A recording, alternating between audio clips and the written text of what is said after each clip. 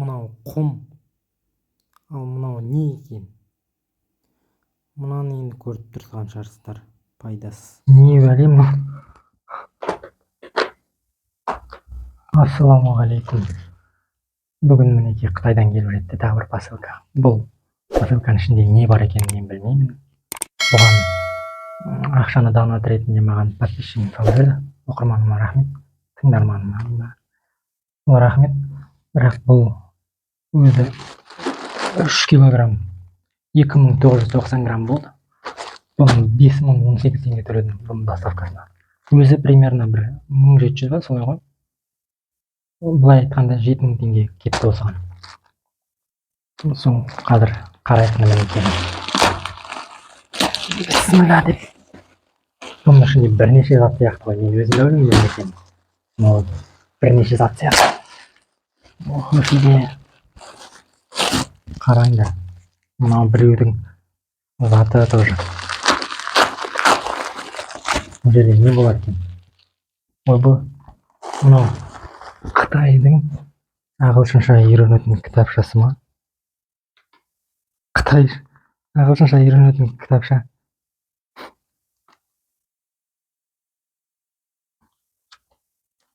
Маған осы бар ғой. Қытайдың осы оқу құралдары сондайлар керек екен. Так. Мынау. Ё-моё, мынау не? Кожаный бір мусорлар ма? Мынау. Не бәлем бұл? Қараңыздар. Мынаның іші толған мусор. Қазір комментарий қаптайды. Қытайдың қоқысын жинағандарың Қытайдан алмаңдар деген комментарийлер жазып кетіңіздер. Осыған жазуға болады енді Қытайдың қоқыстары деп. Да. Мынау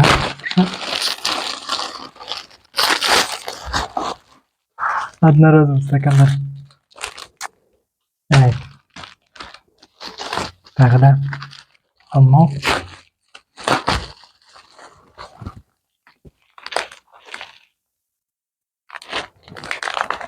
Тамақ какой-то. Приправа ма, сондай бірдеңе. Прям достойный ештеңе шықпады ғой. Что-то мен ойлап тұрмын да.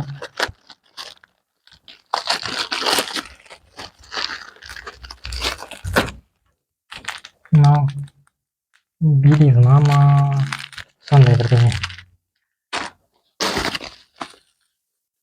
Вообще қызық екен негізі. Бұлай жай түсіруге контент ретінде жақсы нәрсе екен бұл. Мынау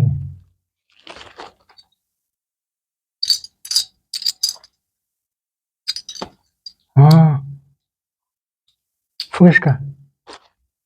Флешка істеп шығатын ба? Ішінде флешка жоқ. Бірақ мұндай флешканың сырты ғой, типа. Қап. Маған пайдалы деген әлі ештеңе болмады. Одноразовый стакан білмеймін пайдалы деп. Оны қайтемін. Мынау ша. Бұл дегеніміз салфеткалар. Просто обычный салфеткалар. Еще ашылған екен. Да.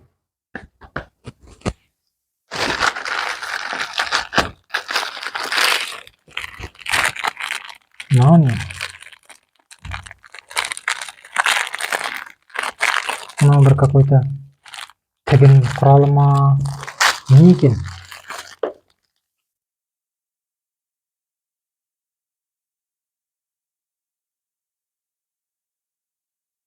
Мындай тігетін ине сияқты мындай бір. Осындай бір құрылғы ғой негізі. Ауыт оқима, сондай адамдарға пайдалы болады енді.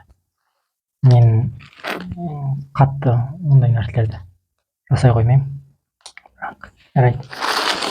Бірақ точно не екенін білмеймін. Ал мынау кенгурудың суреті бар.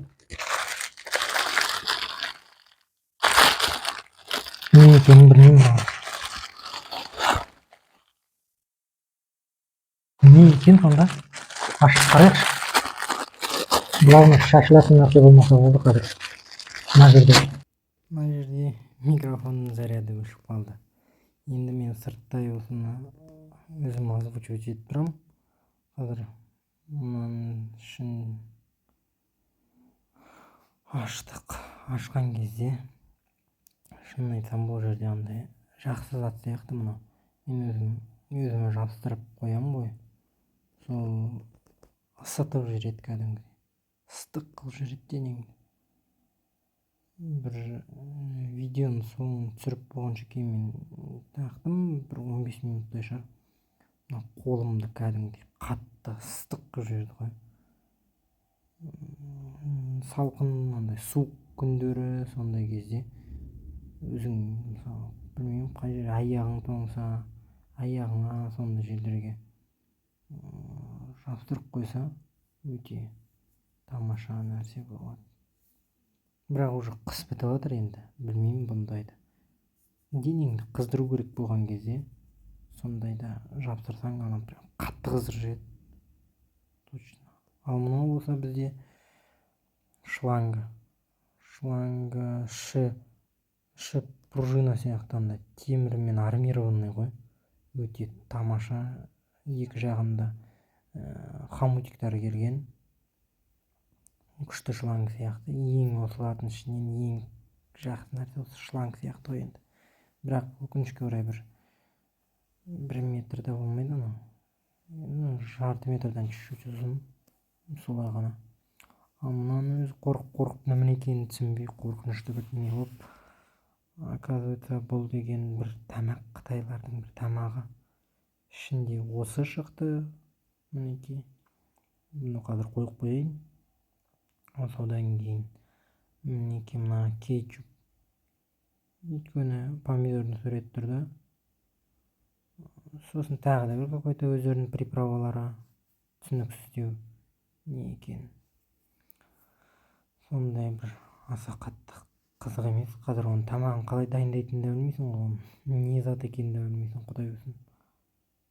Адам арам ба? Ал мынау бізде обычный конверттер. Ішіне мысалы бір жаққа барып кетсең, тойға бірдеңе конверттер болады, іске асырармыз.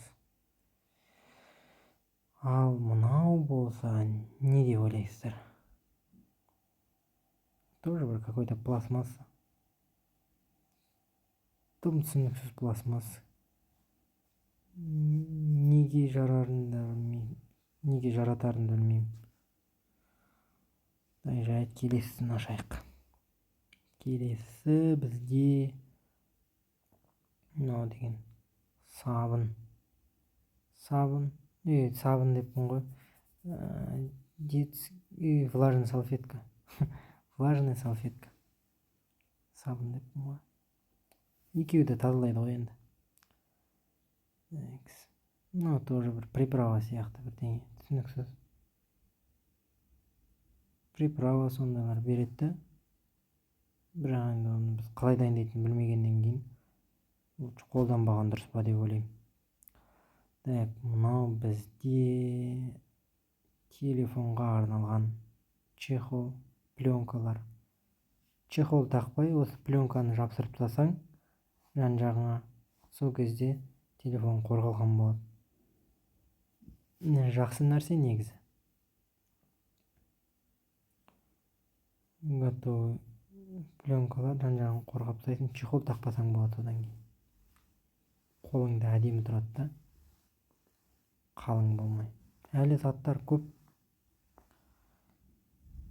Так, мынау дәл манағы, бағанағы өткендегі жабыстыратын пластиналар сияқты, қолымда жабысып тұрғандай.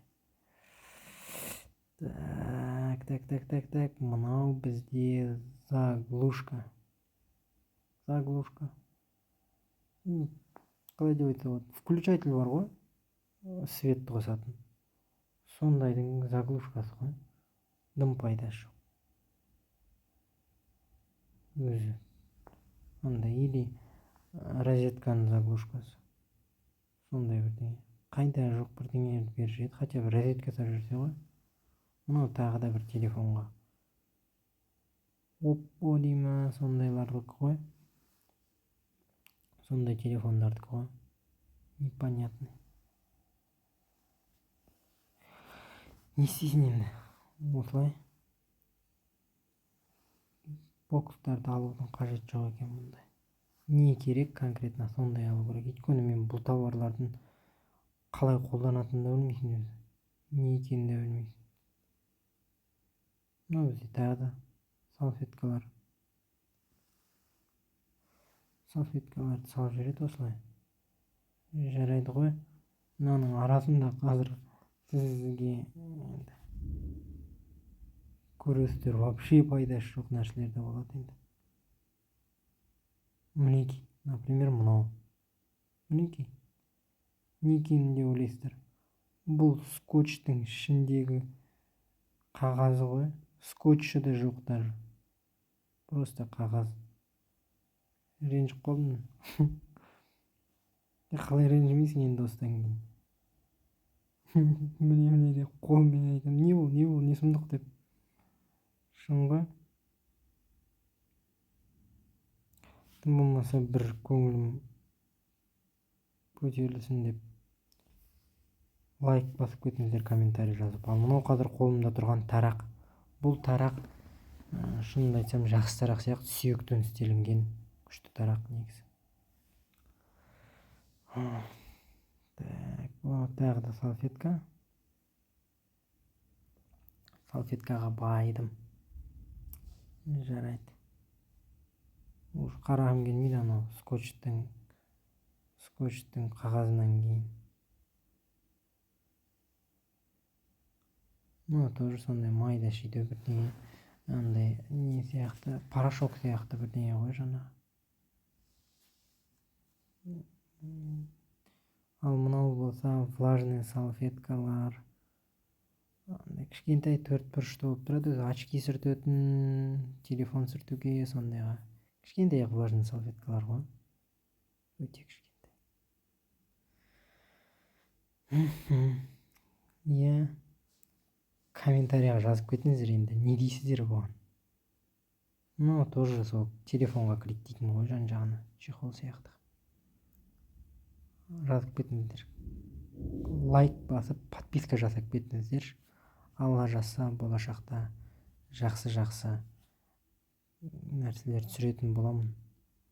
Микрофоным зарядта отырамын. Мынау вообще топ енді, білмеймін. Мынау зат бестолковый. Құм, просто құм ойлаңыздаршы. Білмеймін енді.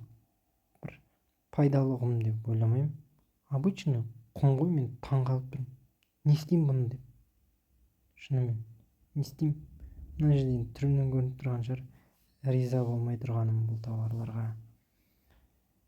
Енді риза болсын, болмасын. Енді сіздерге контент. Мынау не деп ойлайсыздар? Ай, күлкім келді. Мына жерде қалта ғой, қалта.